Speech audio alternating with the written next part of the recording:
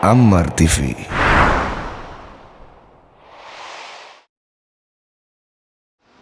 Nabi ini sering dihibur sama Allah.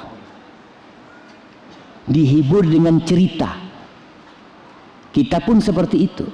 Kalau kita kena musibah, umpamanya kita kebakaran rumah kita, kau jangan takut, fulan tuh yang kebakaran bukan cuma rumahnya, tukunya kebakaran ini itu. Akhirnya dia merasa, oh iya, bukan cuma ana yang kena musibah. Rasul SAW dihibur sama Allah dengan cerita umat-umat sebelumnya. Walaqad arsalna ila umamin min qablika fa'akhadnahum bil ba'sa. Kemudian kita coba mereka dengan ba'sa, dengan petaka-petaka, dengan kemiskinan, dengan kejadian-kejadian alam yang menyebabkan hidup mereka sengsara. Gempa bumi, wadharra, penyakit, sesuatu yang membahayakan diri mereka. Apa tujuannya? Kalau kita mau tanya sekali, apa tujuannya kita kena musibah? Allah katakan la'allahum yatadarra'un. Tujuannya itu satu, supaya mereka itu hatinya menjadi lembut, kembali kepada Allah, mohon sama Allah. Jadi tujuan musibah menimpa seseorang agar dia ingat sama Allah. Orang kalau nggak pernah sakit, jamaah, itu biasanya lupa sama Allah. Dan antum lihat, di antara kita nih biasanya ketika usahanya lancar, kajian ke masjid jarang. Ketika bangkrut, antum ke masjid, Masya Allah, ngapain di masjid antum? Kata dia, nggak pernah kelihatan ke masjid, kok tahu-tahu ke masjid. Dan ini tujuannya musibah itu diturunkan, agar dia kembali kepada Allah Subhanahu wa ta'ala, ingat sama Allah apapun musibahnya. Dan yang datang itu musibah, kadang-kadang orang tanya, Ustaz, apa bedanya ujian, apa azab, musibah? Sebenarnya semua itu turunnya dari Allah.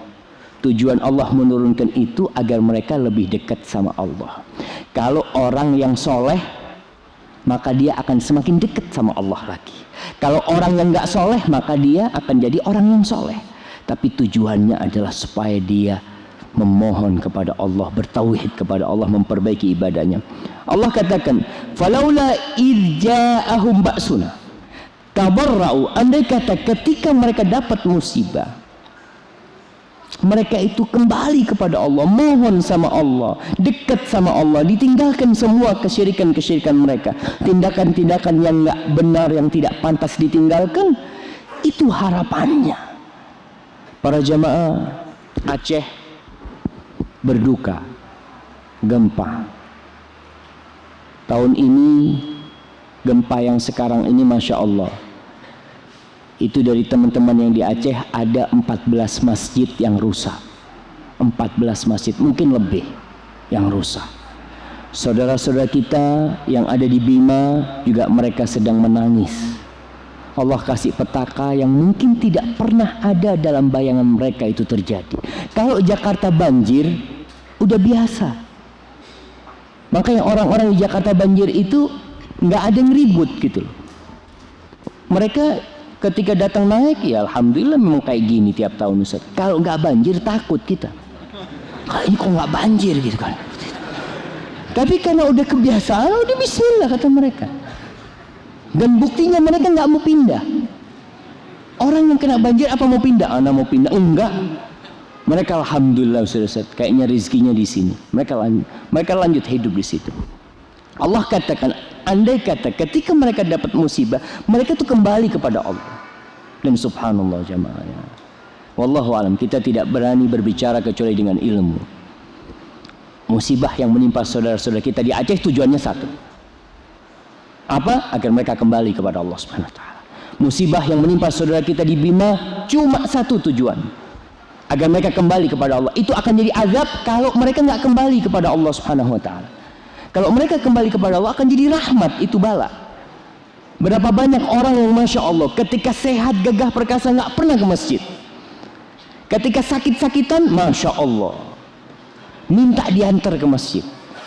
Ditanya, dulu ente kemana dulu? Wallah, dulu salah jalan kita orang. Nah, ketika dia masih sehat, salah jalan. Sakit, alhamdulillah. Jangan bilang, andai kata anak sehat ya, anak nggak perlu didorong lah ke masjid ini. Dulu kau sehat nggak ke masjid, sekarang alhamdulillah kau sakit ke masjid. Dan itu nikmat jauh lebih besar daripada nikmat sehat sebenarnya jamaah. Orang kalau sakit ya mungkin dia akan merasakan kepedihan di tubuhnya, tapi kalau orang jauh dari Allah, maka dia akan ditimpa api neraka jamaah. Apa kata Allah? Nih orang-orang yang sudah kena musibah tapi tetap nggak balik, walakin qasat qulubuhum. Yang terjadi hati mereka tambah keras. Ini yang akan jadi azab buat mereka. Ketika dikasih musibah nggak ke masjid. Ada orang dapat musibah malah bunuh diri. Iya. Ada orang yang sakit, dia sudah tidak tahan dengan sakitnya, loncat dari apartemen. Hatinya semakin keras, bukannya dia balik kepada Allah. Dia mengatakan, ya Allah, ini penyakit dari Engkau, yang bisa menyembuhkan hanya Engkau, dan aku pasrah kepadamu. Selesai tugas dia. Ada seorang jamaah yang subhanallah, kita ini harus senantiasa husnudzon kepada Allah subhanahu wa ta'ala.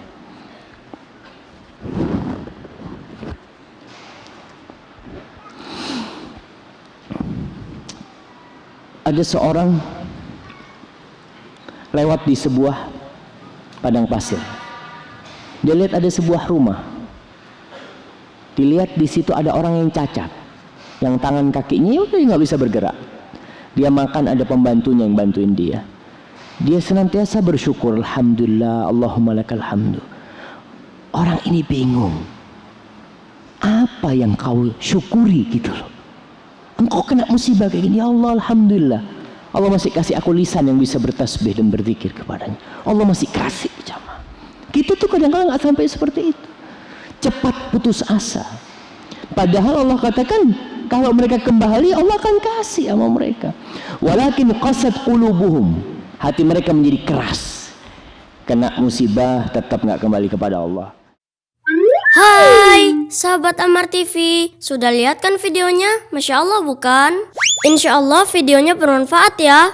Yuk bantu dakwah kami dengan menyalurkan zakat, infak, dan sodako ke rekening kami.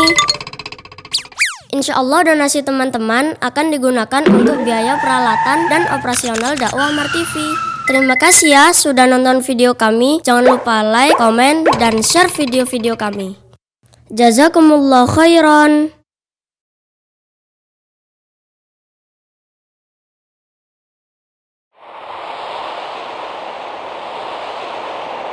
Amar TV.